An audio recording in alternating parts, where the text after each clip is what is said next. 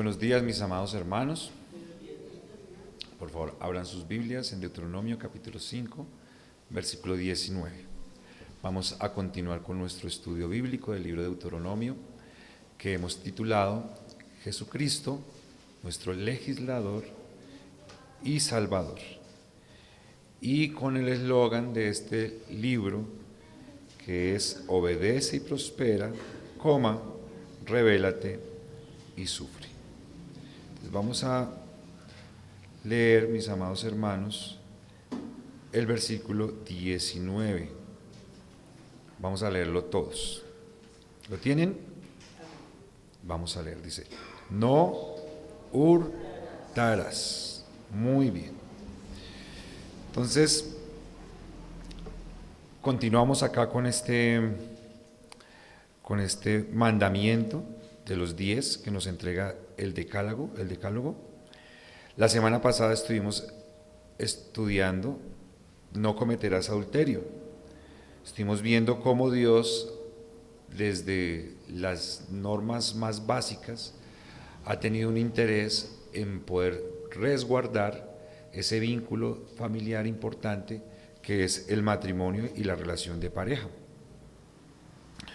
Hoy vamos a estar mirando cómo, después de que Dios estructura esa célula primaria de la familia, que se junta con un propósito de glorificar a Dios, de cumplir con las leyes que Él ha entregado, que es multiplicarse, que es construir una familia para que le otorgue a la sociedad un aporte. Pues vamos a ver que ese propósito que tenemos nosotros cuando formamos una familia, pues va mucho más allá de la relación matrimonial, ¿sí? A veces cuando estábamos solteros, nosotros pensábamos que el clímax de la unión entre un hombre y una mujer era ser pareja, ¿sí? Y estar juntos, y ya todo el mundo nos conoce, somos una pareja, ¿sí? Todo el mundo sabe que construimos una familia y que ya los dos vamos a caminar juntos en pro de nuestros hijos y de poder generar un aporte a la sociedad. Pero lo que nos está mostrando la Escritura es que realmente el hecho de que una pareja formalice su relación y tome la determinación de ser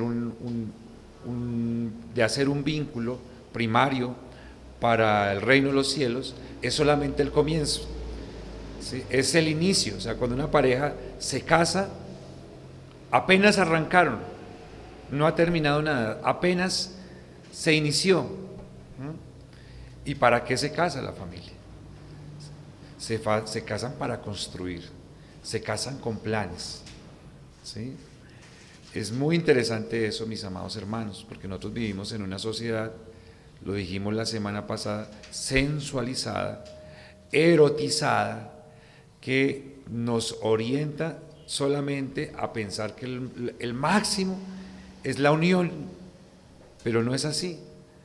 Ahí apenas se arrancó y de ahí en adelante comienza toda la labor, todo el trabajo, ¿sí? De construir un aporte, de construir un capital para poder heredar a nuestros hijos, para enseñarle a nuestros hijos a poder trabajar y poderle heredar a los nietos. De eso se trata la vida. Entonces, de eso se trata de este pasaje que tenemos hoy, que es no hurtarás. Este versículo que nos corresponde en esta mañana, el octavo del decálogo, nos está diciendo, nos está mostrando sobre la responsabilidad que nosotros tenemos como mayordomos de todo lo que Dios nos ha confiado. La mayordomía es mayor cuando nosotros conformamos una pareja. Allí hay una mayordomía muy valiosa para la sociedad, porque ya nosotros nos desprendemos de toda esa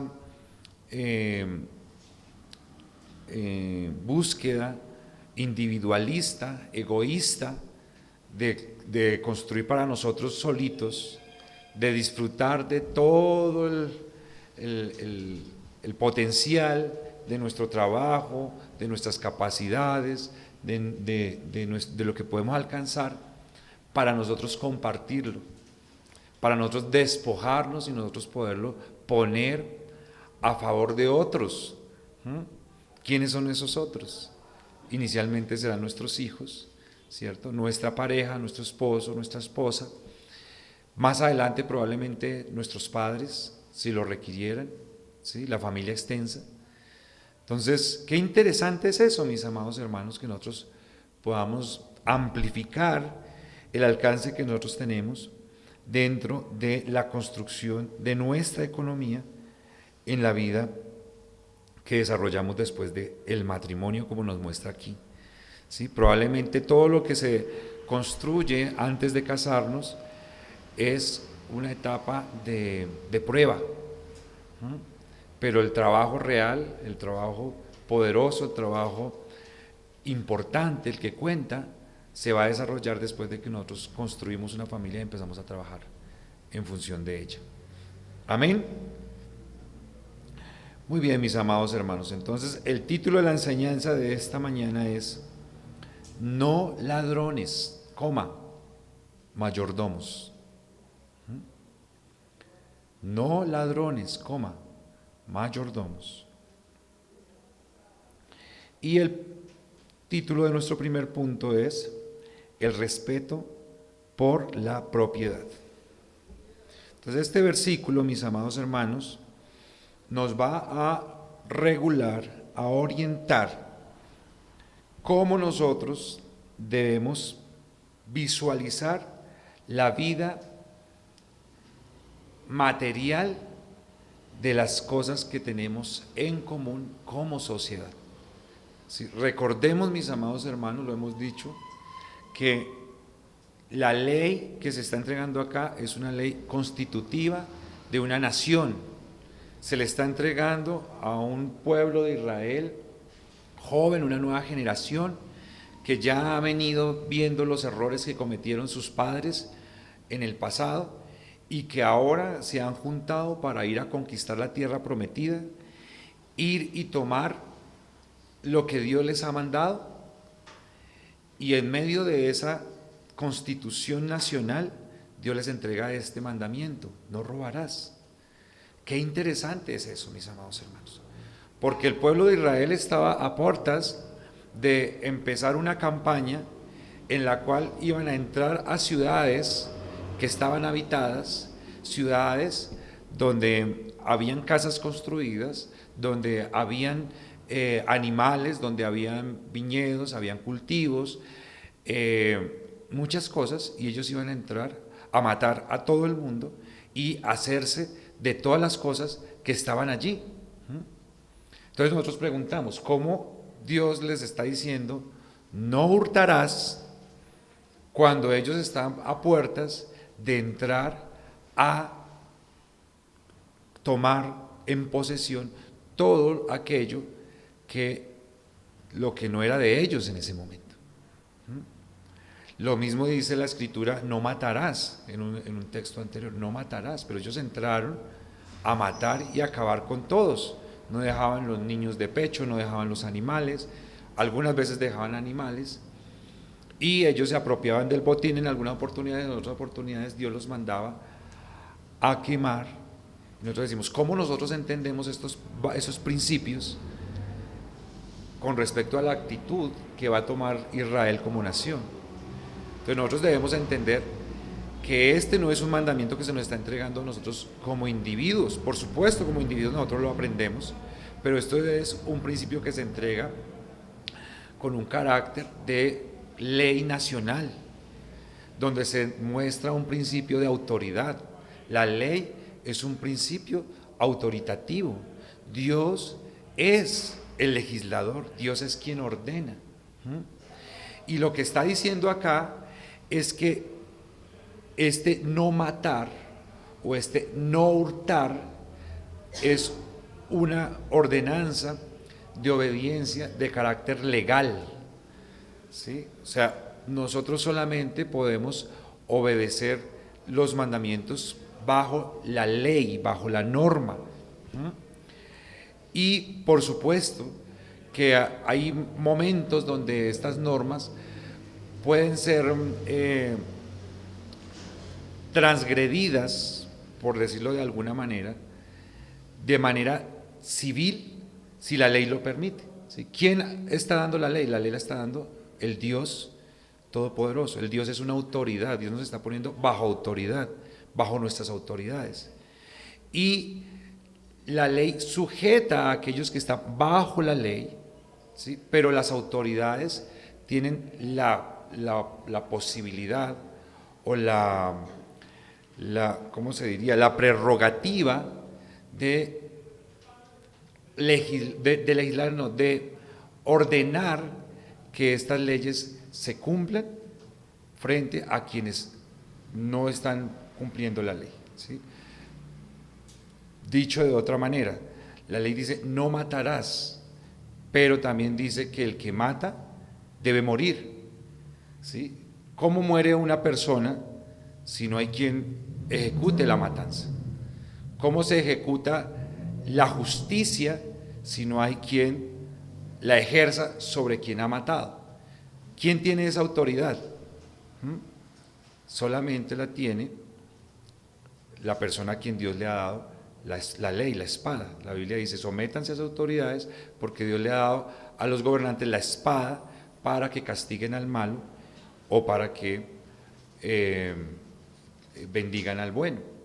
Entonces, en ese orden de ideas, mis amados hermanos, no podemos pensar que hay una contradicción en lo que va a hacer el pueblo de Israel, porque aunque el pueblo de Israel va a ir y va a tomar lo que tenían otros pueblos, dice la ley o dice la escritura que ellos lo iban a tomar porque este pueblo había sido juzgado por Dios, había sido un pueblo que ya había colmado el tope de su maldad y ellos iban como una espada de Dios a ejercer un juicio por ellos, sobre ellos, y ellos tenían que obedecer y tomar eso porque lo estaba ordenando una autoridad, ¿sí? Es importante que nosotros podamos saber eso. Cuando se ejecutaban las leyes de muerte, las leyes mortales, habían algunas leyes donde algunas personas debían morir. No era que las personas tuvieran a su libre albedrío ir y matar a quien quisieran. Quien moría, moría después de un juicio. Lo llevaban a la plaza, tenían que ser juzgados frente a los ancianos, tenían que ser juzgados frente a los testigos. Nadie podía ser juzgado si no habían 2 o 3 testigos, y si se declaraba que ese delito que ha cometido la persona era digno de muerte, los primeros en lanzar las piedras para matarlos tenían que ser los jueces, que podrían ser sacerdotes, ancianos del pueblo y los testigos. Ellos eran los primeros que tenían que ejecutar. Entonces, si una persona estaba mintiendo frente a ese delito, pues ellos se constituían inmediatamente en asesinos porque estaban generando una muerte que no era correcta. Aquí Dios está diciendo, ustedes no son ladrones, ustedes son mayordomos. Qué importante darles esa ley, mis amados hermanos, antes de que ellos entraran a conquistar la tierra prometida, porque podrían ellos pensar que Dios los estaba ordenando o guiando a comportarse como una manada de salvajes que mataban a todo el mundo y que vivían sin ley y sin norma, porque Dios los estaba respaldando. Dios les está diciendo, no, ustedes van allá y van a tomar porque tienen mi permiso, porque yo estoy juzgando a esas naciones, yo les estoy entregando eso a ustedes, pero ustedes dentro de la comunidad que van a constituir, ustedes tienen que regularse mediante una ley que yo les doy, que es una ley de respeto. Por eso los 3 puntos que nosotros hemos integrado para esta enseñanza hablan del tema del respeto. El primero es el respeto por la propiedad. ¿Sí? Este mandato nos va a prohibir tomar ilegalmente cualquier cosa que pertenezca a otra persona, ¿sí? Al prójimo, ¿sí? a otro dueño. Y de ahí se va a desprender, mis amados hermanos, lo que hoy en día llaman el respeto por la propiedad privada. Cuando yo he hablado de este tema, mis amados hermanos, hablaba de este tema hace algunas semanas, y alguien que me escuchaba me decía, uy, Edwin, pero usted sí es una persona de extrema derecha, ¿no?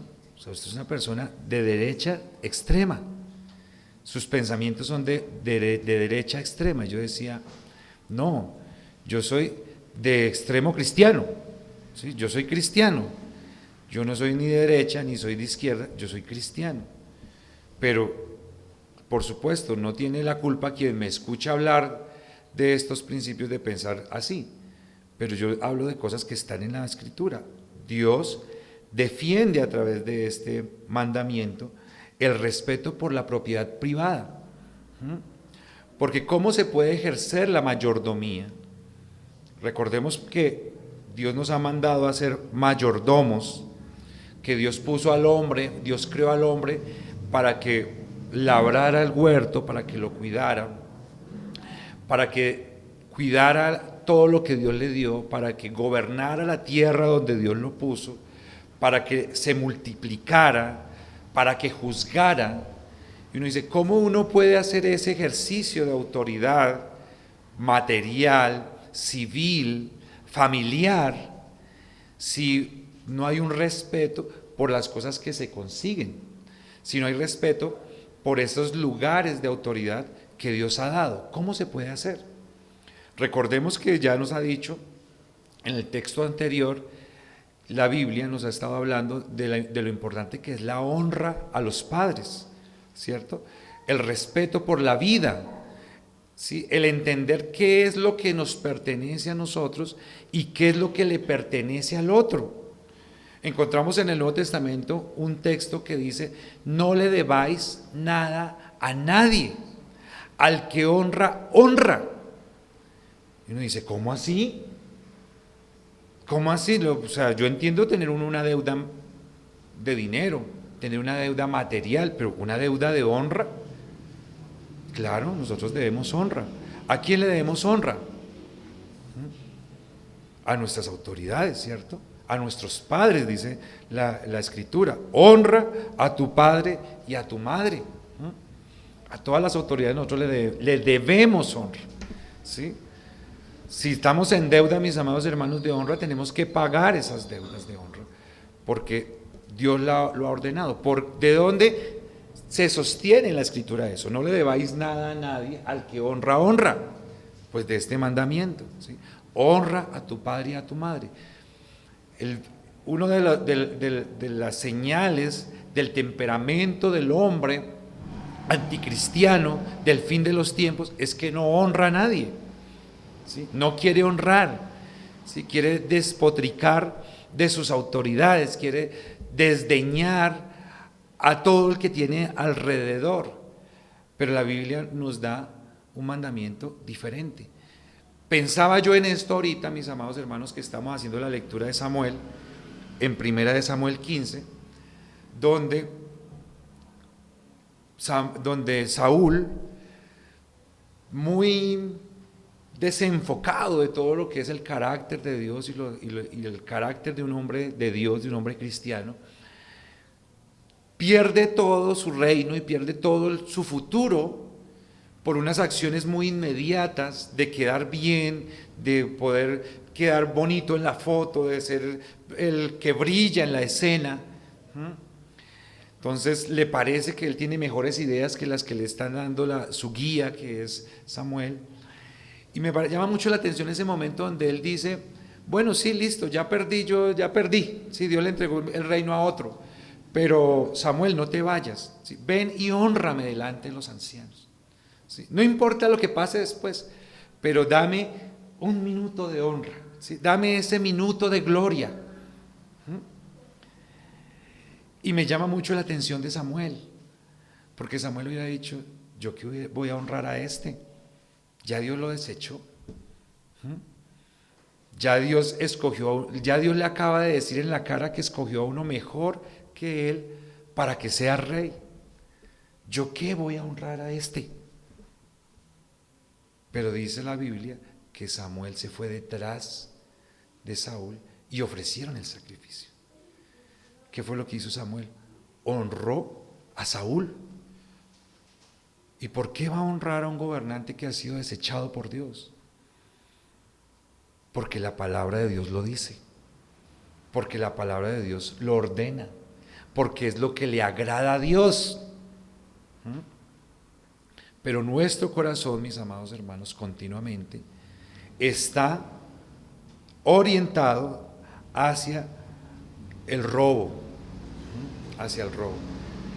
Y robamos desde lo más básico que nos ordena la Escritura, que es la honra, ¿sí? Que es el respeto, que es la integridad. Entonces, el respeto por la propiedad.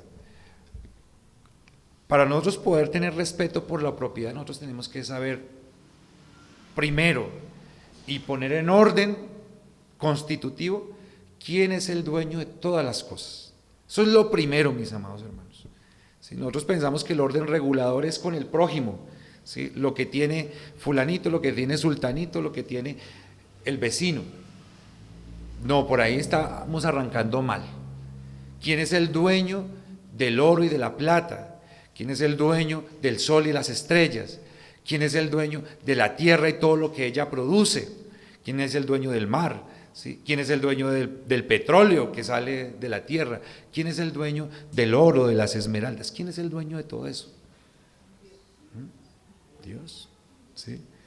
Esa es la primera honra que nosotros tenemos que tener.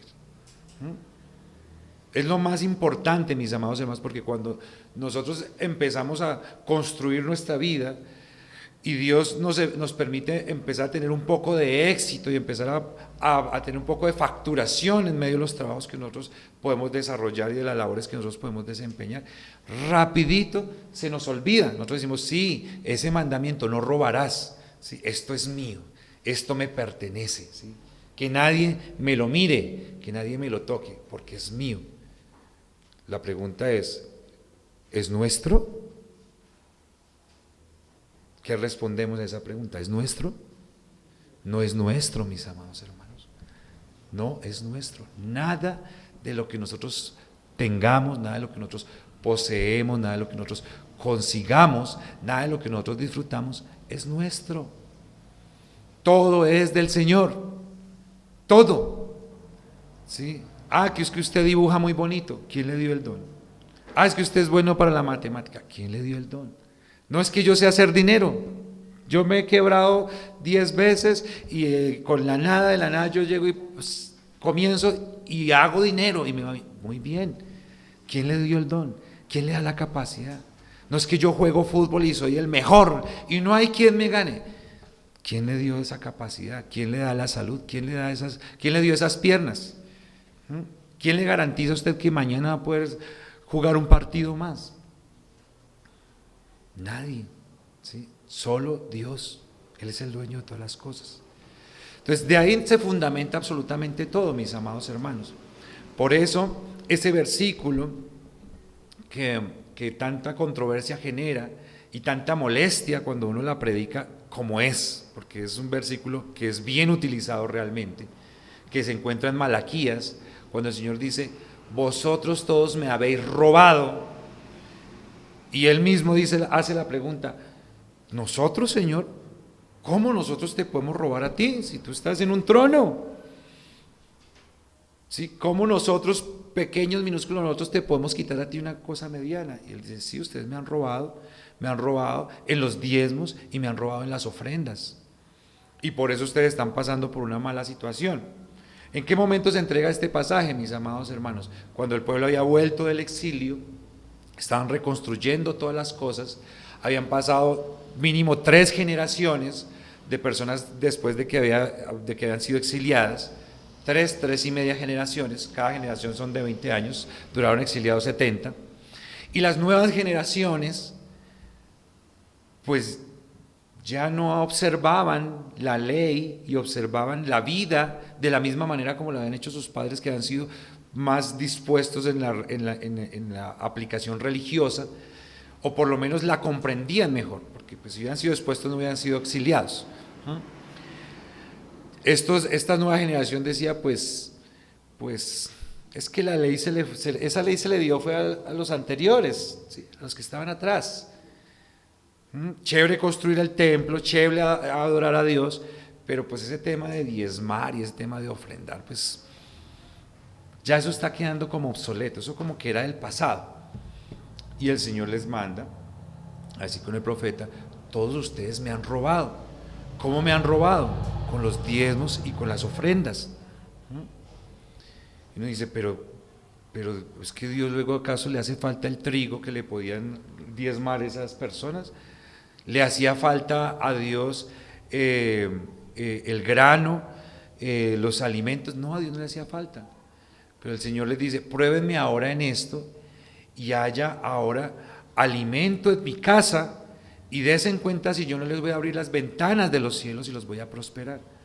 ¿Por qué? Porque de ese alimento que traían cada una de las personas que diezmaban y ofrendaban, era que comían todos los sacerdotes, que comía todos los levitas, y pues si no se hacía eso, pues ¿qué pasaba con el templo? Inmediatamente el templo pues iba a empezar a desmejorar y probablemente muchos no iban a querer servir en ese templo. Entonces esa es la premisa primaria que nosotros tenemos que comprender, mis amados hermanos. ¿A quién le pertenece todo? ¿Por qué Dios ordena que nosotros tenemos que guardar un día? ¿Sí? El día del Señor, guardar un día. Dios lo separó para Él. ¿Por qué? Porque el resguardar esas cosas que para nosotros nos parecen pues muy minúsculas, ¿sí? O sea, Dios qué problema tiene si nosotros en vez de adorarle a Él un día, nosotros nos vamos de paseo, nos vamos a comer o dejamos de hacerlo y trabajamos y producimos y les ayudamos a los pobres. ¿No es mejor eso? Probablemente sea mejor, de acuerdo a nuestro criterio. Pero Dios lo que hace es demostrar que Él es la autoridad suprema mediante esas ordenanzas, ¿sí? Si Dios no pone una marca de autoridad en su creación, pues la autoridad no se ve. Si usted en su casa llega y usted dice, vea, ya, a mí no me gusta que en mi casa fumen, y llega alguien con un cigarrillo y dice, y uno de los hijos del Señor dice, no fume porque acá mi esposo no le gusta que fumen, ¿qué es lo que dice esa persona? Aquí hay ese es el orden de que aquí hay una autoridad, ¿sí? ¿Cierto? O sea, cuando hay normas, hay autoridad. Las normas demuestran el carácter de la persona que las ha ordenado.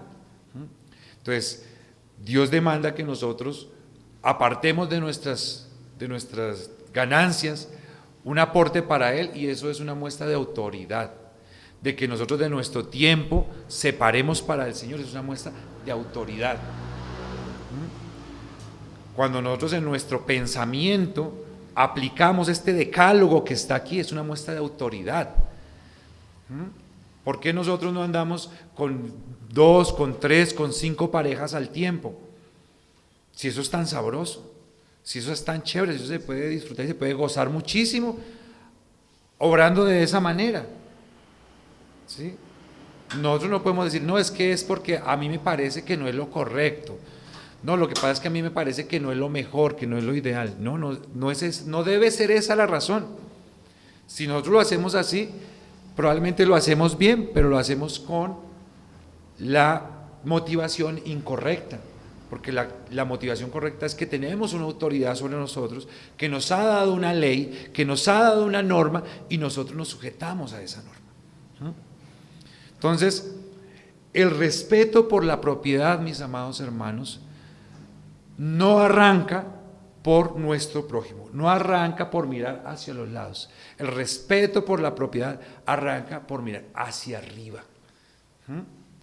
¿Qué pasa después con todo eso y cómo se distribuye? Bueno, ya eso está en la providencia de Dios. Hay lugares donde usted llega y cava un hoyo y empieza a salir un poco de petróleo y usted dice, ¡ay, me volví rico! ¡Maravilloso! ¡Gloria a Dios! Y le cae a usted el gobierno y le dice, no, qué pena.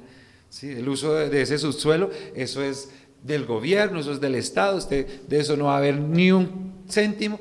Y uno dice, ¿cómo así? Si esto es de Dios y ahora esa legislación me afecta. Pues así es, ¿sí? Así funciona. Usted llega y empieza a excavar para poner las zapatas de la casa, un lotecito, el único que pudo construir, llegó y ¡prum! Se encontró una cosa de oro, una cosa maya, así, una arqueología espectacular, esplendorosa, y usted va y dice, vea, yo me encontré esto, ¿cuánto me van a decir? Ay, no, eso es patrimonio nacional, ¿sí? Pero muchas gracias, muy amable, usted ha hecho un bien a la humanidad. Y uno dice, uy, ¿cómo así? Bueno, así funciona, así lo trabajan las autoridades. A nosotros no nos parece justo, pero las autoridades han sido puestas ¿por quién? Uy, las autoridades han sido puestas por Dios, y esas normas, justas o injustas, las han legislado autoridades que tienen que darle cuentas a la autoridad suprema. ¿Y nosotros qué debemos hacer? Pues agachar la cabeza y decir, bueno, ni modos, ¿qué se puede hacer? Entonces, qué importante eso, mis amados hermanos. No nos es permitido tomar ilegalmente cualquier cosa que pertenezca legítimamente a nuestro prójimo. No nos es permitido. En esa disposición divina, Dios le ha dado la autoridad a los gobiernos de que legislen y nos digan cómo nosotros podemos asumir las distribuciones. Pues nos toca, mis amados hermanos, ¿sí? Si aquí la hermana compró el lote y empezó a construir y luego se salió unos centímetros, ahí le dijeron, ay no, su merced tiene que correr la pared porque es que eso le pertenece al andén. Uno que dice, ay, qué injusto, a mí me cobraron todo. Bueno, pero ¿qué le toca? Correrse un poquito y levantar la pared por donde es. Si no vienen y se la tumban. ¿Y qué problema que se forma? ¿Por qué? Porque no somos capaces de entender ese mandamiento que es para nuestro beneficio, de sujetarnos a las autoridades que Dios nos ha dado. Y de ahí para allá, entonces ahí sí empezamos a mirar, mis amados hermanos, las ganancias, los progresos que nosotros podemos ir obteniendo como individuos a lo largo de nuestras vidas, sujetos a la ley. Sujetos a la ley, podemos de pronto comprar un terreno, podemos montar un negocio, construir algo, ¿sí? Cositas que a nosotros nos gustan. La Biblia nos dice que el Señor Jesús en su vida no tuvo en dónde recostar su cabeza, no pensó el Señor Jesús en comprarse un lotecito para dejarle a su mamá, no pensó en eso. Pero nos dice la Escritura que cuando Él murió, los soldados vieron un manto tan bueno, tenía una vestimenta tan buena que se la pelearon entre los tres, pero dijeron no lo rompamos porque eso es tan bueno que se desvaloriza si lo rompemos, echemos suertes, a ver qué hacemos. No es malo, mis amados hermanos, no es pecado que nosotros en nuestra vida procuremos conseguir cosas, mejorar nuestra vida, tener comodidad. Eso no es malo, eso no es pecaminoso, es parte del mandato que Dios nos ha dado como mayordomos, ¿sí? Multiplíquense, fructifíquense, ¿sí? La fructificación tiene que ver con eso, con expandir eso que hemos recibido, multiplicarlo, mejorarlo, para poderlo administrar. Eso es lo que tiene que ver con la mayordomía. Entonces, como mayordomo nosotros tenemos que entender que es un mandato de nosotros multiplicar todo lo que Dios nos ha dado, nuestros dones, nuestros talentos, nuestras capacidades, de acuerdo a la voluntad de Dios, buscando glorificar a Dios, y que para eso nosotros necesitamos tener una seguridad legal, que nos permita a nosotros poder estar protegidos de que eso que nosotros conseguimos, pues no viene otro de la noche a la mañana y nos dice, venga que eso me gustó y entréguemelo, porque no es lo correcto, delante de Dios y delante de su palabra. No hurtarás, no hurtarás. Fíjense ustedes, mis amados hermanos, que la palabra que está en hebreo es una palabra que comprende cualquier tipo de robo, cualquier tipo de sustracción de un bien que no pertenezca. Es tanto así, mis amados hermanos, que esta palabra que se coloca acá como traducción en nuestra Reina Valera de 1960 se queda corta frente a lo que dice la palabra original. Porque recuerden que la palabra hurtar es casi como quitar algo por debajo de la mesa, ¿sí? Es como quitar algo a escondidas, es como quitar algo que no se dé cuenta la persona. No sé si han escuchado ustedes esa palabra que dice, entró a hurtadillas, está haciendo cosas a hurtadillas, ¿sí? ¿Qué simboliza eso? ¿Sí? Una forma de hacer las cosas muy por debajo, muy oculto, sin que nadie se dé cuenta. Pero cuando acá dice no hurtarás, en el hebreo, esta palabra no está diciendo solamente quitar por debajo, ¿sí? Sino está hablando de todo tipo de quitar algo, aun cuando se hace de manera violenta, ¿sí? No robarás, no le quitarás lo que le pertenece al otro, lo que es propiedad privada del otro. De tal manera que la ley no ordena una única fórmula de castigo para aquel que hurta, porque hay niveles de hurto y hay hurtos que pueden ser más graves que otros.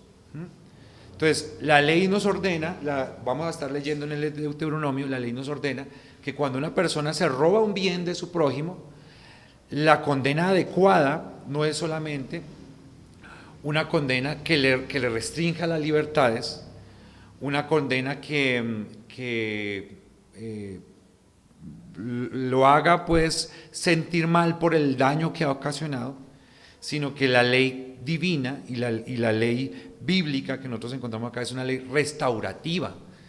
Una persona que le quitaba algo a su prójimo por la ley de Moisés debía devolverla y debía agregarle al valor de eso que había quitado la quinta parte, y tenía que entregar esa quinta parte adicional a lo que había quitado. Esa era la norma.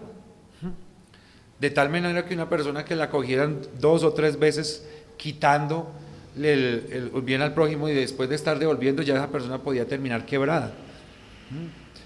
Entonces era una forma muy didáctica de poderle enseñar a las personas a respetar la propiedad.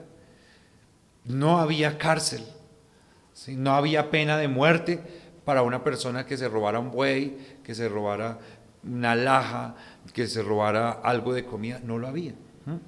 Me gusta mucho un pasaje en la Escritura que se encuentra en Proverbios capítulo 6, versículos 30 al 31. Ese versículo narra la historia de una persona que roba por necesidad. Es una persona que tiene mucha hambre y no tiene que darle a sus hijos. Entonces esa persona va a irse y roba. Y dice la Escritura que esa persona, pues de alguna manera, ante los ojos de las personas, logra tener cierto respeto y decir, pues, es que si no tiene que comer, pues, ¿qué más hace? ¿Sí? Pobrecito. No obstante, dice la Biblia que pagará hasta 7 veces lo que ha quitado. ¿Qué es lo que dice este texto? Bien, una persona podría tomar lo que no es suyo por hambre, pero la ley se tiene que cumplir. ¿Cuál es el problema de nuestras sociedades que han avanzado? Nuestras sociedades avanzadas han llegado a incurrir en una interpretación emocional normativa dependiendo de la circunstancia que se dé. Entonces vamos a analizar la circunstancia, ¿sí? Y de acuerdo a la circunstancia le aplicamos o no le aplicamos la ley. No, la ley nos da agravantes, la ley nos da atenuantes, pero la ley no dice que una circunstancia libra a una persona de su culpa, no lo exculpa, ¿sí? Una circunstancia. Ahora, este versículo no solamente nos habla a nosotros de lo que es el robo de un bien material. Dentro de este pasaje se nos habla de algo que en nuestro país es un flagelo muy alto, ¿sí? Recordemos que toda la normativa que vamos a ver subsiguiente en Deuteronomio y toda la normativa que hay en todo el Pentateuco se desprende de estos 10 mandamientos. Estos 10 mandamientos son la constitución primaria. Lo demás es regulación, ¿sí? Entonces, nosotros acá lo conocemos como secuestro, ¿sí? El secuestro, mis amados hermanos, es un robo. Es un robo del tiempo y de la vida de una persona. Por supuesto que si matan a una persona, pues ya está incurriendo en el no matarás.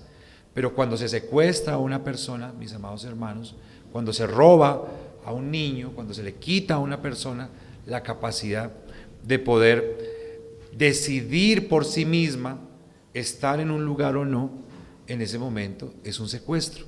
Y la Escritura va a normatizar más adelante que la persona que secuestre a otro, la persona que roba a otra persona sin su voluntad, esa persona es castigada con la muerte, ¿sí? La pena para una persona que roba a otra persona es la muerte. Entonces, qué importante, mis amados hermanos, que nosotros podamos empezar a entender qué es lo que le pertenece al otro, ¿sí? En Josué capítulo 7 se nos cuenta la historia de Acán, cuando ellos estaban haciendo todo el tema de las incursiones militares y estaban tomando la tierra prometida. En esta oportunidad Dios le dijo: todo lo que ustedes encuentren allá, todo se debe quemar, no se deben quedar con nada. Y Acán fue y encontró un lingote de oro, encontró una capa hermosa, encontró pues una tela y dijo: esto está bueno, esto cómo se va a desperdiciar.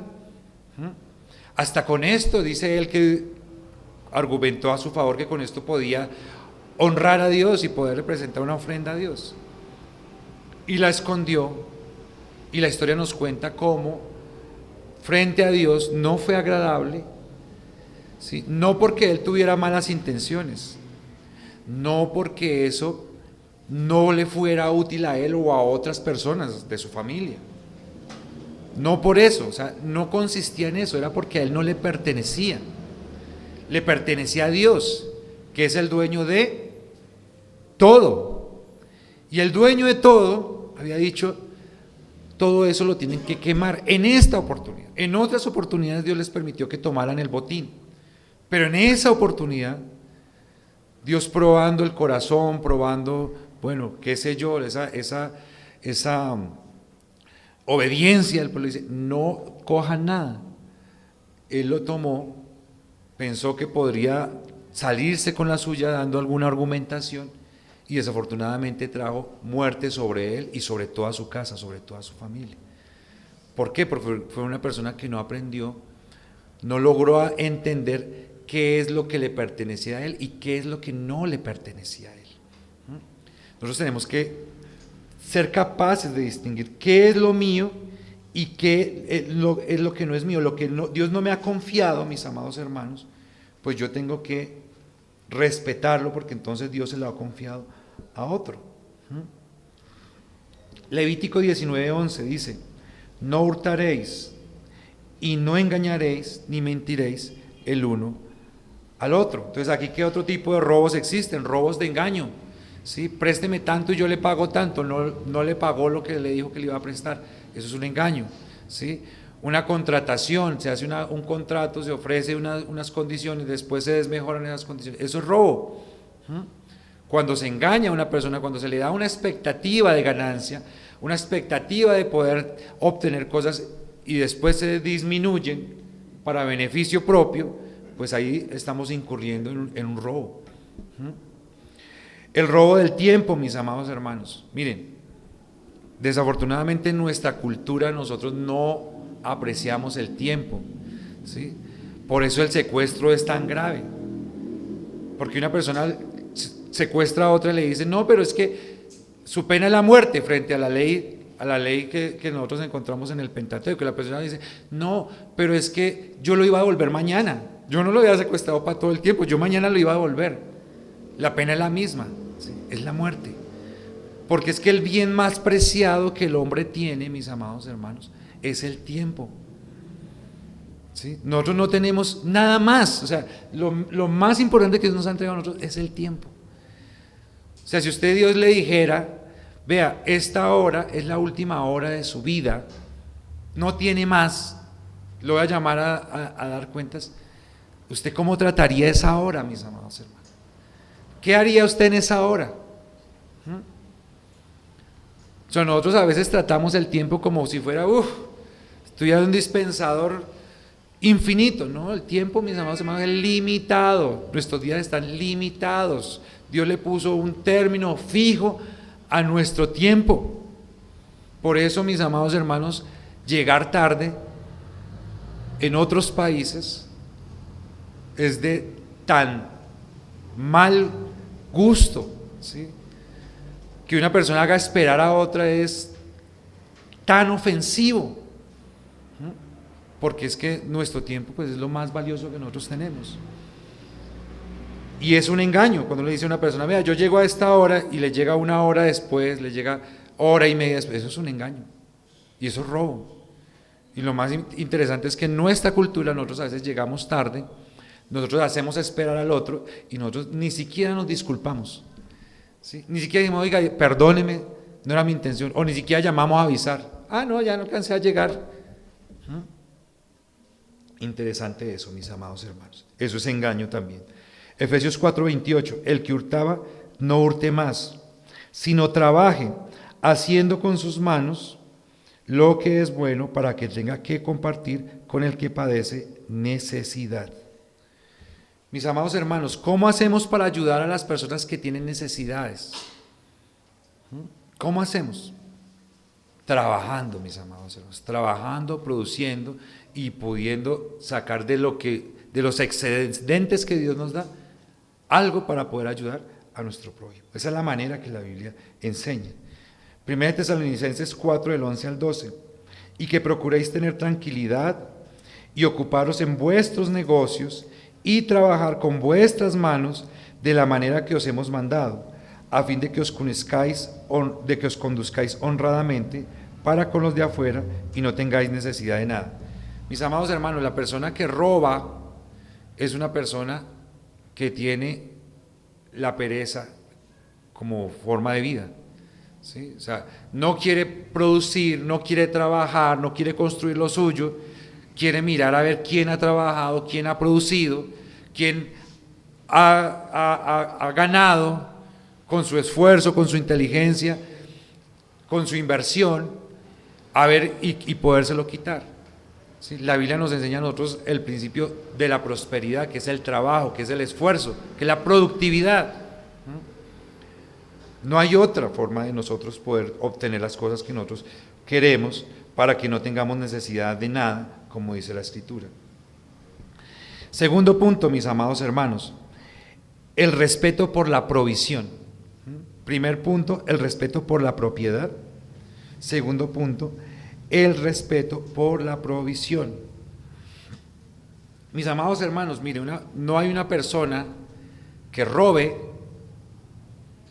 no hay una persona que robe, que diga o que verdaderamente en su corazón pueda decir que es una persona que cree en la provisión de Dios. ¿Sí? Lo primero que nosotros tenemos que entender para que nosotros no seamos ladrones es que nosotros podamos entender que todo le pertenece a Dios. Pero lo segundo que nosotros tenemos que entender para no ser ladrones, mis amados hermanos, es que Dios gobierna toda su creación, todo lo que le pertenece, y que Él es providente con todas las criaturas.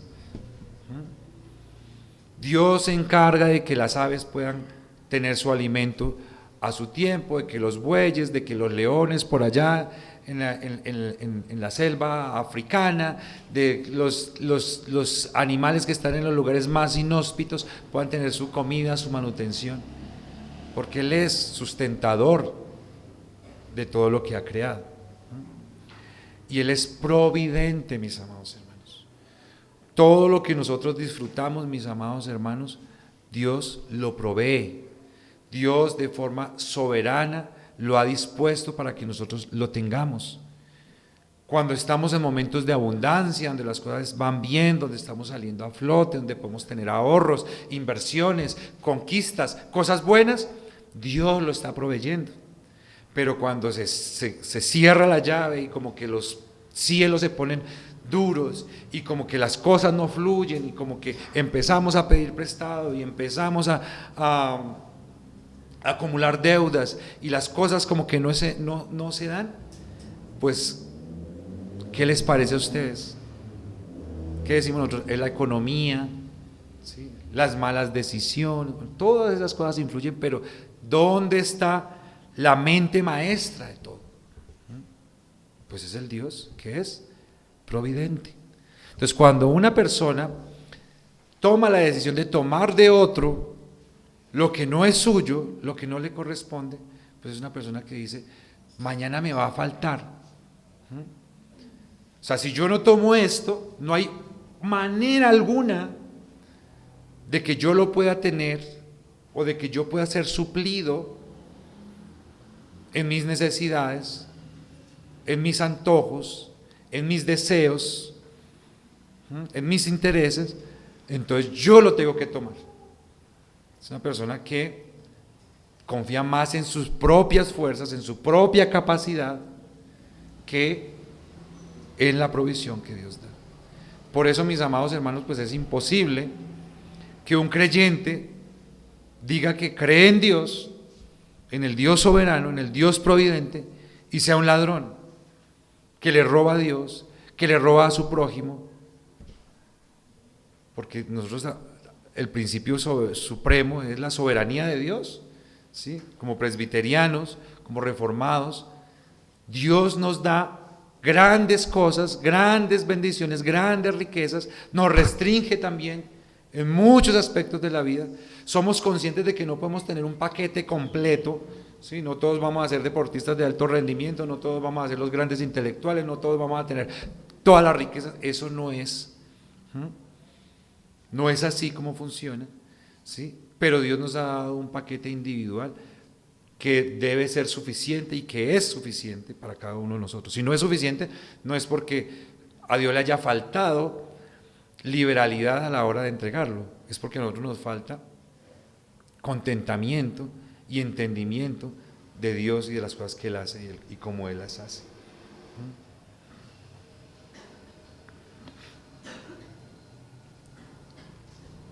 Cuando nosotros hablamos de lo que sucedió en Números 11, del maná que Dios le dio al pueblo de Israel, pues qué difícil creer eso, mis amados hermanos. O sea, qué cosa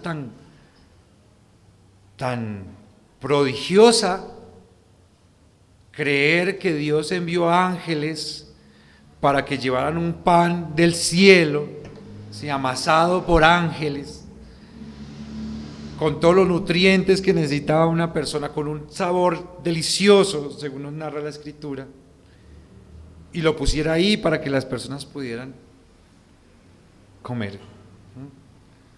¿Cuántos de ustedes quisieran probar ese pan hoy? Yo quisiera. Yo desearía comer de ese pan, probarlo y saber qué era esa delicia, qué era esa exquisitez. Pero las personas que estaban allá comiendo el pan del cielo, diciendo, oiga, Dios no nos dejó morir de hambre en el desierto.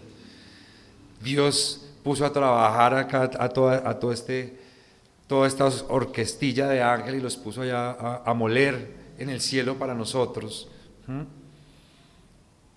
Y qué bueno es Dios, y qué misericordioso, y qué grandioso, y qué generoso, qué favor. Sí, mientras cualquier otro pueblo hubiera muerto en el desierto, nosotros aquí estamos vivitos, coleando y sanos. ¿Qué decía el pueblo de Israel? Ay, este pancito sin carne, ¿sí? Este pancito no es nada comparado con lo que teníamos en Egipto. Nos daban látigo, pero qué delicia la comida de Egipto. Así somos nosotros, mis amados hermanos, ¿sí? Todo el tiempo viendo lo malo, todo el tiempo buscándole el feo, todo el tiempo teniendo argumentos para criticar, para quejarnos, para deshonrar a nuestro Dios. Por eso la honra es tan importante, mis amados hermanos, porque la honra funciona en todos los aspectos de nuestra vida, con todas las personas que nosotros tenemos a nuestro alrededor, con todas las circunstancias que nosotros tenemos. Tenemos la posibilidad de honrar o de deshonrar. No nos debemos negar a honrar, mis amados hermanos. Honremos aunque al que aún no lo merece. Y si la Biblia nos muestra que debemos honrar como lo hizo Samuel a un Saúl que no merecía, ¿cuánto más vamos a honrar a nuestro Dios Todopoderoso? Y vamos a honrar la providencia que Él nos da a través de las circunstancias que Él nos da. Cuando nos faltan las cosas, mis amados hermanos, no es una razón para que nosotros deshonremos a Dios. Es para que nosotros entendamos que estamos en un momento de prueba. Y frente a la prueba nosotros necesitamos pasar la prueba, necesitamos sacar altas calificaciones. Necesitamos decirle: Señor, tú estás primero, gloria a ti por esta necesidad que estoy padeciendo en este momento. Imagínense ustedes al Señor Jesús 40 días en el desierto, le ponen la oportunidad de convertir las piedras en pan. Él sabía que lo podía hacer.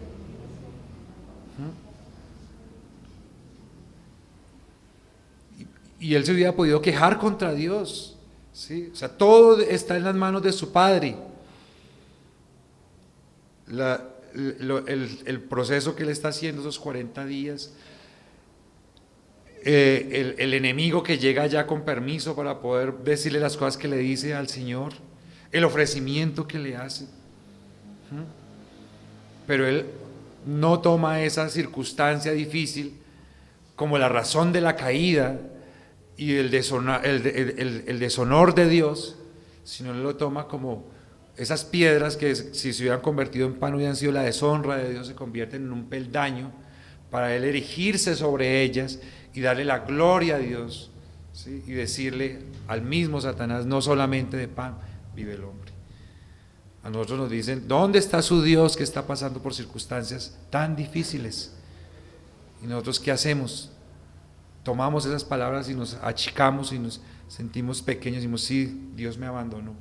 Cuando debemos coger esas mismas palabras y ponerlas: aquí está mi Dios, en medio de esta circunstancia difícil, en medio de esta falencia, aquí está Él, suficiente y poderoso, sosteniéndome, porque yo no dependo de las circunstancias, dependo de mi Dios, que es soberano y es providente y está en control de esta circunstancia. Respeto por la provisión, mis amados hermanos. Vivir con un corazón agradecido es no robar. Cuando nosotros nos quejamos, robamos la honra que le pertenece al proveedor. Nosotros tenemos que confiar en todo tiempo que Dios suplirá todas nuestras necesidades. Mateo 6, versículos 25 al 26. Por tanto os digo, no os afanéis por vuestra vida, qué habéis de comer o qué habéis de beber, ni por vuestro cuerpo, qué habéis de vestir. ¿No es la vida más que el alimento y el cuerpo más que el vestido? Mirad las aves del cielo, que no siembran, ni siegan, ni recogen en graneros, y vuestro Padre Celestial las alimenta. ¿No valéis vosotros mucho más que ellas? Salmos 37, 25. Joven fui y he envejecido, y no he visto justo desamparado, ni su descendencia que mendigue pan. Qué versículo hermoso este, mis amados hermanos. Muchas veces en mi vida como creyente, muchas veces en mi vida como esposo, muchas veces en mi vida como padre, yo he dicho: hasta aquí llegué, de aquí no voy a poder pasar, ¿sí? Ya, o sea, acá se acabó todo, ya quedé mal con todo el mundo, mejor dicho, quedé en la ruina, no voy a poder, el otro mes no sé qué voy a comer. Muchas veces, mis amados hermanos, yo he dicho eso. Y muchas veces, por no decir muchas veces, todas las veces, he visto que Dios ha proveído, que ha habido alimento en mi casa, que Dios ha dado todo lo necesario, mis amados hermanos. Y hoy aprendí a confiar en Dios. Hoy, en medio de circunstancias muy difíciles, de circunstancias muy complejas, yo sé que Dios me sostiene y que Dios obra de muchas maneras. Pero yo les digo, mis amados hermanos, ¿qué sería de mí si no hubiera tenido que pasar por esos momentos? ¿Cómo sería mi corazón si no hubiera tenido que sopesar esas malas decisiones y esas malas actitudes que tuve en esas circunstancias? Joven fui y he envejecido, y no he visto justo desamparado, ni su descendencia que mendigue pan. Hebreos 15:5. Sean vuestras costumbres sin avaricia, contentos con lo que tenéis ahora, porque Él dijo: no te desampararé, ni te dejaré. ¿De dónde viene su contentamiento, hermano? ¿De dónde viene? ¿De lo que tiene? ¿De lo que posee? ¿De lo que disfruta? ¿De dónde viene? Si es de ahí, está en el lugar equivocado. El contentamiento viene de nuestro Dios. Tercer punto, mis amados hermanos, el respeto por la vocación. Primero, el respeto por la propiedad. Segundo, el respeto por la provisión. Y tercero, el respeto por la vocación. Mis amados hermanos, Dios nos ha dado bendiciones abundantes. Ha dispuesto medios de provisión para cada uno de nosotros. ¿Sí? Todos nosotros decimos que no. Todos decimos que nos falta. No, es que yo vengo de una familia pobre. No, es que a mí no me enseñaron un arte. No, es que yo no pude hacer una carrera profesional. No, es que yo nací en el barrio más pobre, no, es que, o sea, todos encontramos fácilmente las razones para quejarnos y las formas para decir que no, que necesitamos, que necesitamos que nos den, que necesitamos lo que otros tienen y que no somos capaces de producir. Pero no es así, mis amados hermanos. Dios tiene cuidado de todos y cada uno de nosotros. Muchos dicen, y los indigentes, ¿sí? Y todos los indigentes que están allá, toda esa gente que está en la indigencia, eso es una muestra de que no es así. Pero yo se los digo, mis amados hermanos, con propiedad, se los digo con conocimiento. Hablen ustedes, siéntense un día a hablar con una persona de ellas y dense en cuenta si realmente detrás de ellos, todas las personas que están allá, no hay familias que tienen recursos para ayudarles, no hay detrás de personas que son profesionales, no hay de ellos personas que tuvieron un trabajo y una buena estabilidad y que aún probablemente la tienen. O sea, circunstancias muy distintas a lo que nosotros pensamos. Nosotros pensamos que todo el que está en la calle con una cobija sobre el hombro es una persona que no tiene nada. Hay muchos de ellos probablemente que tienen más que nosotros. Yo he conocido en la calle ingenieros, he conocido gente aviadora, he conocido gente que habla varios idiomas. Gente importante, hijos de gente importante. Hay actores, hay gente importante. No es, mis amados hermanos, la cuestión de que nosotros nos quejemos de lo que Dios nos ha dado, es que nosotros aprovechemos la vocación que Dios nos ha dado, ¿sí? Que aprovechemos las cosas que Dios ha puesto a nuestro alrededor. Dios pone en nosotros medios de sustentar, formas para sustentarnos que a veces no son los que nosotros quisiéramos. Sí, a veces nosotros decimos, pero es que yo no quiero que nadie me dé nada, yo quisiera poder ser yo mismo el que produzca todo y que no haya una mano externa que tenga que suplir esa necesidad que yo tengo. Y Dios te está supliendo eso a través de otra persona que lo hace así, porque tienes una incapacidad, porque tienes una edad avanzada, porque X o Y razón. ¿Qué podemos hacer? Ese es parte del paquete que Dios quiso darte. Es la forma como Dios trabaja, es la forma como Dios humilla ese orgullo nuestro que quiere ser autosuficiente y que quiere autosuplirse todas las cosas. Así funciona. Entonces Dios nos ha dado a cada uno una vocación de vida, mis amados hermanos. Cuando hablamos de la vocación, no solamente estamos hablando de nuestro trabajo, no solamente estamos hablando de nuestras capacidades, no solamente estamos hablando de nuestros dones, no estamos hablando solamente de nuestra capacidad de producir, ¿sí?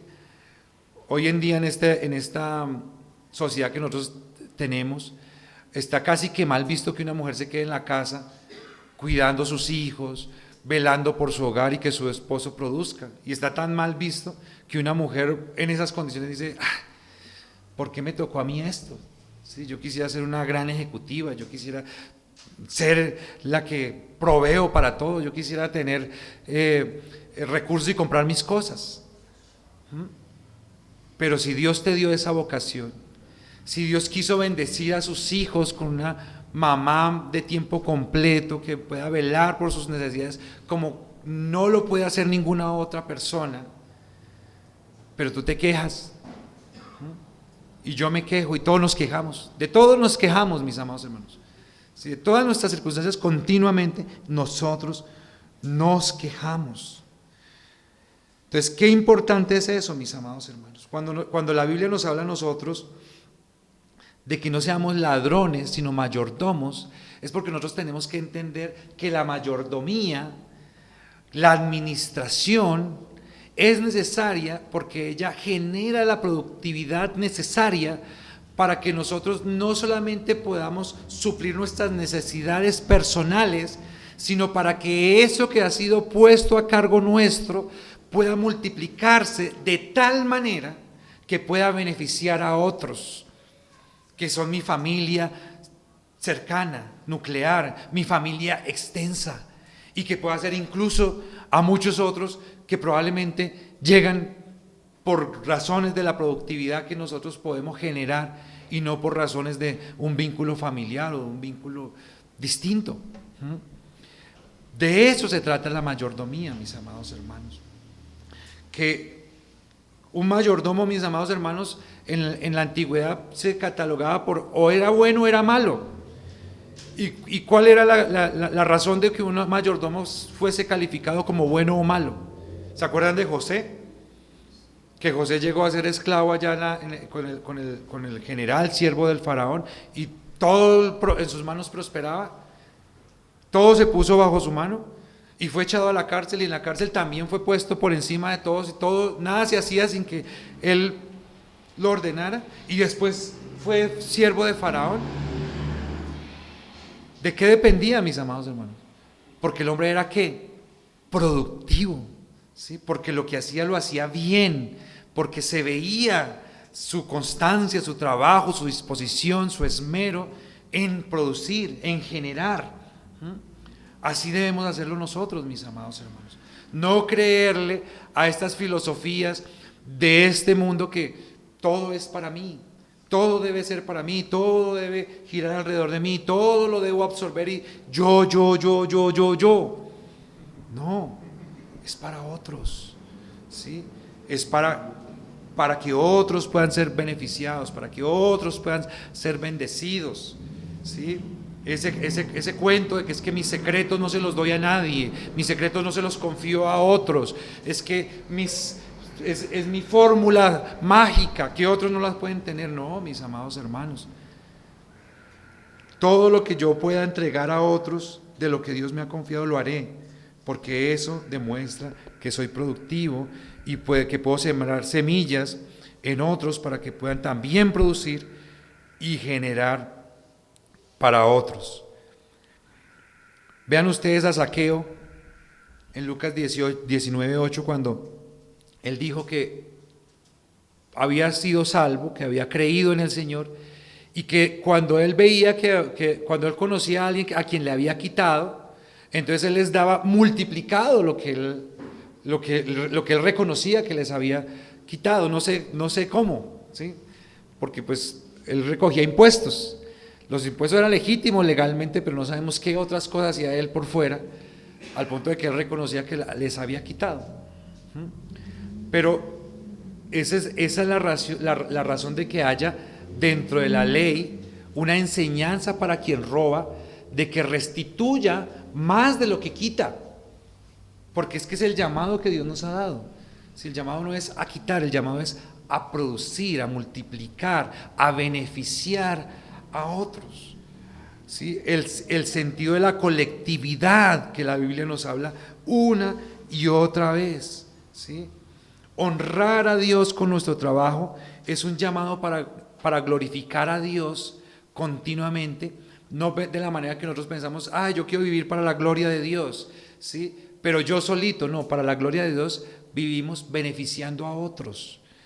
Por eso cuando conseguimos trabajo en una empresa, nosotros entramos a generar una sinergia con otras personas en muchas dependencias que producen servicios, que producen bienes, que benefician a otros. Ese es el sentido del comercio, ese es el sentido de la vida comunitaria. Si no habían monedas en alguna época y habían trueques, ¿de qué servía el trueque? ¿Sí? No, yo tengo panela y usted tiene trigo. Tengo excesos de panela y usted tiene excesos de trigo. Cambiemos. ¿Qué se obtenía a través de ese trueque, mis amados hermanos? Pues un beneficio que común, comunitario. De eso se trata la vida, del manejo de mayordomía y del manejo de los recursos. ¿Sí? No robaremos, no debemos robar, nosotros no somos ladrones, somos mayordomos. Los mayordomos respetamos la propiedad, respetamos la provisión y respetamos la vocación que Dios nos ha dado, que es el estilo de vida que Dios nos ha dado a nosotros y la vocación que Dios le da a otros. Dios te está bendiciendo. ¿Sí? Dios te está bendiciendo con una familia maravillosa, la mía se destruyó, la mía no va bien. Bueno, gloria a Dios por la familia que Dios te dio. Tú estás mal en tu salud está mal, mi salud está bien. Bueno, hay que dar gracias por quienes tienen salud y orar por quienes la salud está faltando. Tus recursos están abundando maravillosamente y los míos están menguando. Gloria a Dios porque tus recursos van bien. ¿Sí? Eres un joven saludable, con toda la fuerza, con toda la capacidad para hacer muchas cosas y estás haciendo tu vida bien. Maravilloso, que Dios te bendiga y te ayude, no a sentir envidia de los jóvenes. Sí, hay algunos que ya entramos en años y empezamos a sentirnos canositos y llega un jovencito que puede de pronto aportar en el entorno en el que yo estoy, entonces yo lo veo como competencia. ¿Sí? Soy león viejo y necesito romperle el cuello al nuevo para que no me ocupe mi espacio. No, bienvenidos los jóvenes, gloria a Dios por los jóvenes, necesitamos renovación generacional. Y así, mis amados hermanos, gloria a Dios por lo que Dios nos ha dado, gloria a Dios por lo que Dios te da. ¿Sí? Sufrimos las falencias que tenemos y las dificultades que tenemos, las sufrimos, Dios nos las dio y nos gozamos por los beneficios. Pero no todo lo que el otro tiene, mis amados hermanos, a mí me falta. ¿Sí? No todo lo que yo tengo, al otro le falta. Por eso la vida en comunidad es maravillosa, porque nosotros nos aportamos unos a otros de lo que nosotros nos sobra y nos suplimos de lo que a otros les falta. Amén. Segunda de Tesalonicenses 3, versículos 10 al 12. Porque también cuando estábamos con vosotros os ordenábamos esto: si alguno no quiere trabajar, tampoco coma, porque oímos que algunos de entre vosotros andan desordenadamente, no trabajando en nada, sino entremetiéndose en lo ajeno. A los tales mandamos y exhortamos por nuestro Señor Jesucristo, que trabajando sosegadamente coman su propio pan. Proverbios 13:4. El alma del perezoso desea y nada alcanza, mas el alma de los diligentes será prosperada. Hechos 20:35. En todo os he enseñado que trabajando así se debe ayudar a los necesitados y recordar las palabras del Señor Jesús, que dijo: más bienaventurado es dar que recibir. Como conclusión, mis amados hermanos, hemos escrito: no somos ladrones que toman. Fíjense ustedes que hoy en día se exalta el alma soberbia, ¿no? Toma lo que quieres, conquista lo que tú buscas, todo lo que tú desees es tuyo. Pero la Biblia no nos dice eso, mis amados hermanos, que nosotros tenemos que pasar por encima de todos para conseguir lo propio, no. No somos ladrones que toman, sino mayordomos que respetan la propiedad, la provisión y la vocación. Ay, hermano, entonces usted no tiene sueños, usted no tiene aspiraciones, usted es una persona que no tiene desafíos. No, mi hermano, yo soy una persona que lo que Dios me quiera dar está bien, y trabajo en los dones, en las capacidades, con los recursos que Dios me da, y si los quiere multiplicar y me quiere hacer abundar, maravilloso. Pero si Dios me pone una etapa, mis amados hermanos, yo no me la voy a saltar, ténganlo por seguro. Abraza tu identidad de mayordomo, trabaja con diligencia, vive con contentamiento y da con generosidad. Mis amados hermanos, no puede haber generosidad si no hay contentamiento. No puedes tú abrir tu mano para dar a otros si tú piensas que todo te falta. Tú puedes tener todo lo que tú quieras, puedes tener las grandes riquezas, pero si tú crees que no es suficiente, no te vas a poder abrir para dar a otros. Las sociedades crecen con generosidad. La generosidad se da cuando nosotros vivimos con contentamiento. Amén. Señor maravilloso, te damos muchísimas gracias por esta mañana. Muchísimas gracias por esta palabra tuya que nos regula, que nos normatiza. Gracias, Señor maravilloso, por ser nuestro Dios, por ser un Dios acaudalado, por ser un Dios portentoso, por ser un Dios, Señor, dueño de todas las cosas. Gracias, Señor. Gracias, Padre Santo, porque la enseñanza de un versículo como el de hoy nos deja muy claro, muy expedito, el entender nuevamente, el recordar, el reconocer, Señor, que el bien soberano, el bien supremo que nosotros tenemos, eres tú. Esa es nuestra gran riqueza, Señor, porque tú eres el dueño de todo, pero a ti te ha placido establecer una relación de deidad para con nosotros. Tú eres el dueño de todo, todo te pertenece, nosotros te pertenecemos, pero tú eres nuestro Dios. Todo lo que existe en nuestro haber, Señor, es pasajero, pero tú que eres nuestro Dios, Señor, eres eterno, vives y permaneces para siempre.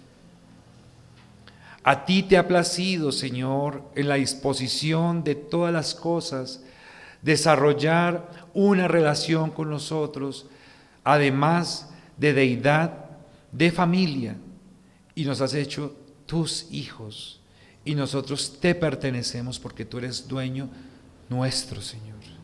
Y todo lo que nosotros, Señor, disfrutamos como hijos, a ti te pertenece. Pero qué bendición es para nosotros, Señor, hoy poder reconocer y poder recordar que tú, que eres nuestro Padre, que nosotros somos tus hijos, tú eres nuestro Dios, nuestro Dios. Tú eres nuestro sumo bien, Señor. La vida que tenemos, Señor, física, se irá, quedará nuestra alma, que es inmortal. Los bienes que nosotros disfrutamos, Señor, se van. Las relaciones que nosotros, Señor, hemos desarrollado, aún las más íntimas, aún las de sangre, se deshacen, Señor. Pero nuestra relación contigo permanece para siempre y tú eres nuestro Padre. Tú eres nuestro sumo bien, tú eres nuestra suma pertenencia, Señor. Y hoy estamos agradecidos contigo, Señor, por eso. Hoy te pedimos, Padre Santo, que nos ayudes a vivir en esta vida compleja, en esta sociedad en la que estamos puestos. Ayúdanos, Señor, con este entendimiento a aprender a respetarte a ti primariamente, a respetar, Señor, las propiedades que tú entregas a cada uno, así como nosotros queremos que lo que es nuestro sea respetado. Ayúdanos, Señor, a respetar las disposiciones que tú has dado en la repartición de todas las cosas. Que no seamos de los que cantamos alegremente, como ahorita en diciembre, de que la platica está mal repartida, que tú no sabes repartir, Señor. Porque eso es claramente una violación de este mandamiento. No robarás.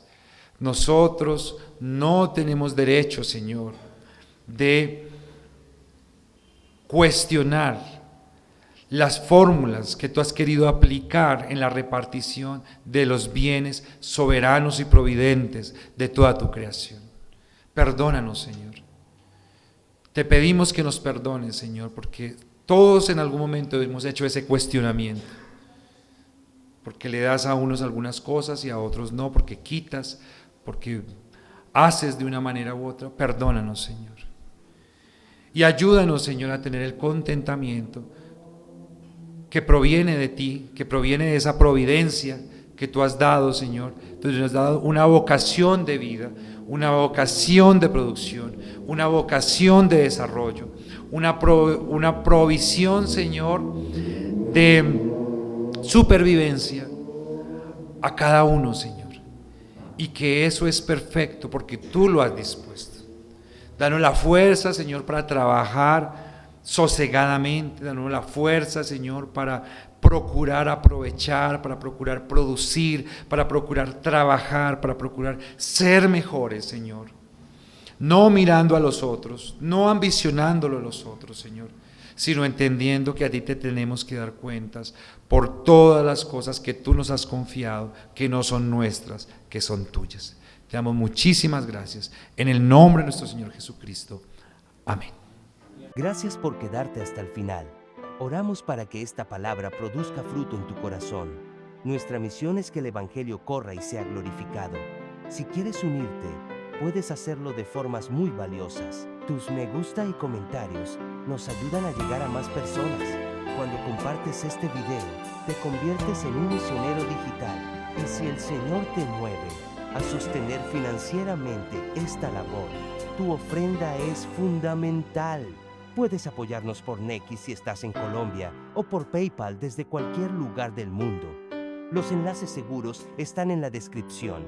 Gracias por ser parte de lo que Dios está haciendo. Que el Señor te bendiga.